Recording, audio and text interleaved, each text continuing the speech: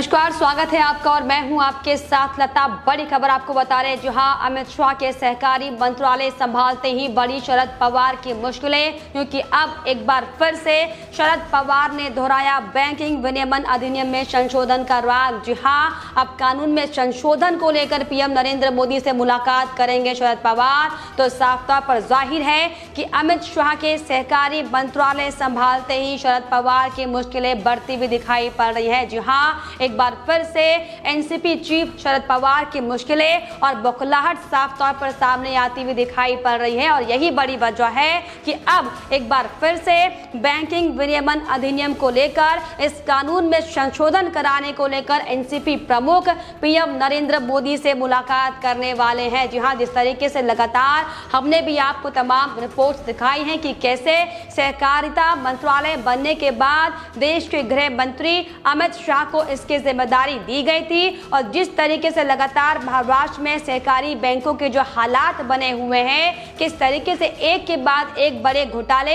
महाविकास आघाड़ी सरकार के बड़े बड़े मंत्रियों के इशारों पर किए जा रहे थे, और अब यही बड़ी वजह है कि लगातार शरद पवार की मुश्किलें बढ़ती हुई दिखाई पड़ रही हैं। हालांकि आपको बताते चले कि इसके पहले भी शरद पवार कई बार इस कानून को लेकर आपत्ति जता चुके हैं, लेकिन जिस तरीके से लगातार मोदी सरकार के नेतृत्व में एक्शन मोड में काम किया जा रहा है, फिर चाहे वो भ्रष्टाचार को लेकर हो, फिर चाहे वो विकास को लेकर हो, फिर चाहे वो तमाम अन्य ऐसे मुद्दों को लेकर हो जो इस समय जमीनी स्तर पर मजबूत करने के लिए बेहद ज्यादा जरूरी है। दरअसल यही बड़ी वजह थी कि मोदी सरकार की ओर से सहकारी बैंकों की मजबूती के लिए और ग्रामीण क्षेत्रों में किसानों की और गरीबों की भलाई को लेकर एक बड़ा कानून बनाया गया था, जिसको लेकर लगातार शरद पवार हालांकि आपत्ति जताते हुए दिखाई पड़े थे। लेकिन अब जब गृह मंत्री अमित शाह को ये प्रभार दे दिया गया है, सहकारिता विभाग उनके अंडर जब कर दिया गया है, तो एक बार फिर से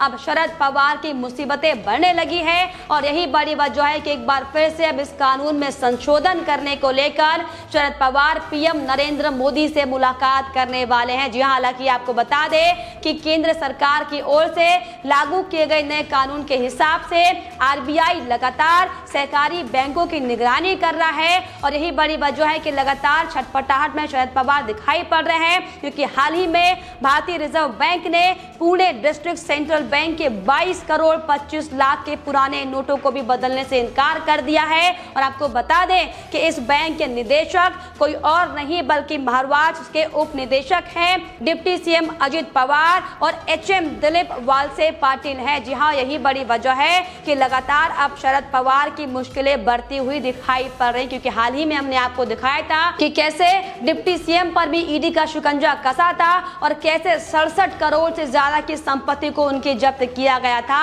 आपको बता दें कि ये कोई पहला मामला नहीं है, ऐसे कई तमाम मामले हैं जहां पर सहकारी बैंकों की आड़ में इन तमाम नेताओं ने बड़े बड़े भ्रष्टाचार किए हैं, और यही बड़ी वजह है कि अब लगातार शरद पवार इस कानून में संशोधन को लेकर पीएम नरेंद्र मोदी से मुलाकात करने वाले हैं। हालांकि उन्होंने बयान देते हुए साफ तौर पर यह दोहराया है कि 100 से ज्यादा वर्षों की विरासत वाले सहकारी बैंकों के सहकारी चरित्र को संरक्षित करना आवश्यक था। जी हां, और इसको लेकर महाविकास आघाड़ी सरकार ने जिला और शहरी सरकारी बैंकों को मजबूत करने के लिए सिफारिशें करने के लिए सहकारिता मंत्री एनसीपी विधायक बाला साहेब पाटिल की अध्यक्षता में दरअसल कमेटी का गठन किया है, जिसमें साफ तौर पर अब इस कानून को किस तरीके से इसमें संशोधन किया जाए, इसको लेकर लगातार बातचीत की जा रही है। हालांकि इसको लेकर रांकपा के मंत्री एफपीजे का भी बयान सामने आया था। उन्होंने साफ तौर पर कहा कि पवार मोदी जी से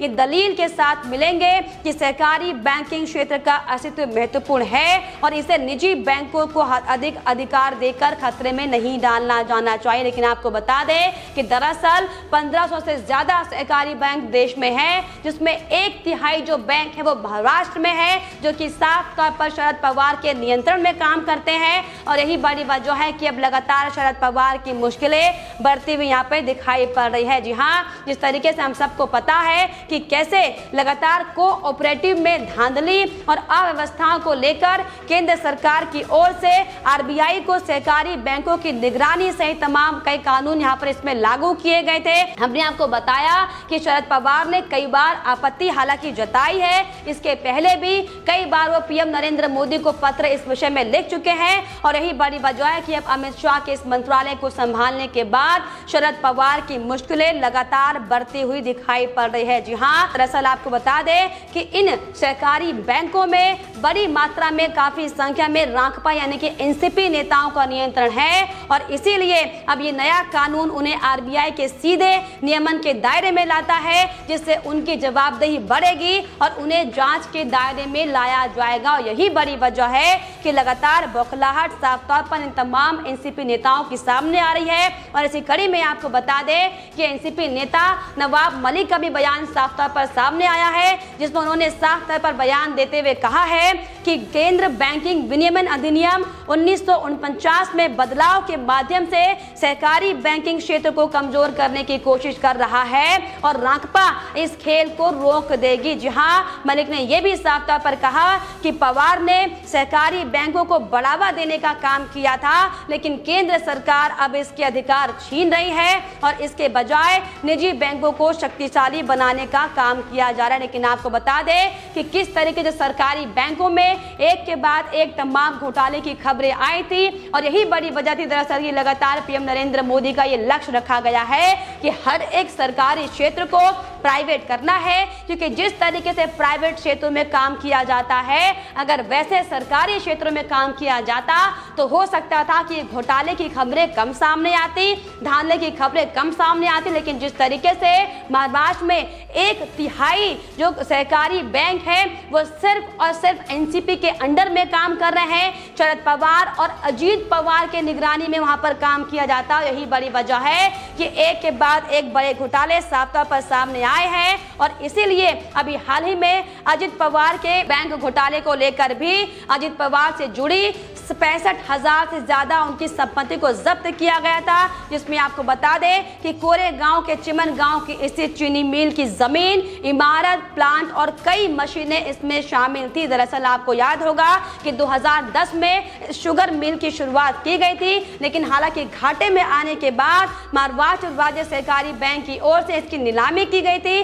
जिसमें साफ तौर पर ईडी ने जांच के बाद ये आरोप लगाए हैं कि नीलामी बाजार मूल्य से काफी कम दर में की गई थी और प्रक्रिया में भी नियमों का पालन नहीं किया गया था। और यही बड़ी वजह है कि लगातार ईडी का शिकंजा अजित पवार पर कसा हुआ है और तमाम तरह की जांचें उनके खिलाफ की जा रही। लेकिन आपको बता दें कि 2010 में जब इस शुगर मिल का निर्माण शुरू किया गया था, उस वक्त अजित पवार राज्य सहकारी बैंक के अध्यक्ष थे। जी हाँ, अब आप समझिए कि कैसे इन नेताओं की नाक के नीचे बड़े बड़े घोटाले हुए हैं, लेकिन सिर्फ और सिर्फ अपने आप को बचाने के लिए किस तरीके से जांच के दायरे से खुद को दूर किया जाए, इसके लिए लगातार शरद पवार अब तमाम तरह की दलीलें देते हुए दिखाई पड़ रहे हैं और अब पीएम नरेंद्र मोदी से बात करने को लेकर पहल करने की बात करते हुए दिखाई पड़ रहे हैं। जी हाँ, हालांकि आपको बता दें कि लगातार जो एक के बाद एक घोटाले महाराष्ट्र में सामने आए हैं, फिर चाहे वो एंटीलिया केस से जुड़ा घोटाला क्यों ना हो, फिर चाहे वो वसूली गैंग को लेकर घोटाला क्यों ना हो, फिर चाहे अब जो जिस तरीके से सहकारी बैंकों के घोटाले साफ तौर पर अजित पवार के खिलाफ सामने आ रहे हैं, यही बड़ी वजह है कि लगातार बीजेपी, एनसीपी और तमाम महाविकास आघाड़ी सरकार पर हमलावर है। और इसी कड़ी में किरीट सोमैया ने भी साफ तौर पर अजित पवार की ईडी का जो शिकंजा कसा था, इसको लेकर भी अपना बयान उन्होंने दिया था और उन्होंने साफ तौर पर यह कहा, बयान देते हुए आरोप लगाते हुए कि महाराष्ट्र राज्य सहकारी बैंक के जरिए पवार परिवार ने कई शुगर कारखानों को जब्त कर लिया है और अब इनकी जांच होना बेहद ज्यादा जरूरी है। जी हाँ, इसके अलावा संजय राउत की भी बौखलाहट साफ तौर पर सामने आई थी और उन्होंने कहा था कि राज्य में सेना तैनात करने पर भी एनडीए सरकार नहीं टूटेगी, केंद्रीय एजेंसियों को राज्य की सरकारें गिराने के लिए इस्तेमाल नहीं करना चाहिए। ईडी और सीबीआई किस तरीके से काम कर रही है हम सब जानते हैं। दरअसल आपको बता दें, ये सिर्फ और सिर्फ उस कारणों की बौखलाहट है जो लगातार महाराष्ट्र में महाविकास आघाड़ी सरकार में चल रहा है, क्योंकि जिस तरीके से अब तक महाराष्ट्र में जो घोटाला किया जा रहा रहा था, जो वसूली की जा रही थी, अब जब उसके खुलासे लगातार एक के बाद एक बड़े हो रहे हैं। दरअसल यही बड़ी वजह है कि तमाम महाविकास अघाड़ी सरकार के अलग अलग नेताओं की बयानबाजी सामने आ रही है और अपनी सफाई में, खुद के बचाव में तमाम तरह की बयानबाजी करते हुए दिखाई पड़ रहे हैं। जी हाँ, हम सबको पता है कि किस तरीके से सहकारी बैंकों का गठन सिर्फ और सिर्फ गरीब और ग्रामीण क्षेत्रों में सुविधा के लिए, लोगों के लिए किया गया था। ये बैंक किसानों, गरीबों और ग्रामीण मजदूरों और खेतीहारों की मदद के लिए बनाए गए थे, लेकिन आपको बता दें कि इसका इस्तेमाल सिर्फ और सिर्फ राजनीतिक फायदे के लिए किया गया। और यही बड़ी बात जो है कि अब ये मंत्रालय अमित शाह को सौंपा गया है, जिसके बाद से ही लगातार एनसीपी की और शरद पवार की बौखलाहट, उनका डर और उनकी घबराहट सामने आती हुई दिखाई पड़ रही है। लेकिन फिलहाल इस पर आपकी क्या राय है, हमें कमेंट बॉक्स में जरूर लिखिएगा। साथ ही साथ हमारे चैनल को सब्सक्राइब करना भी ना भूलें।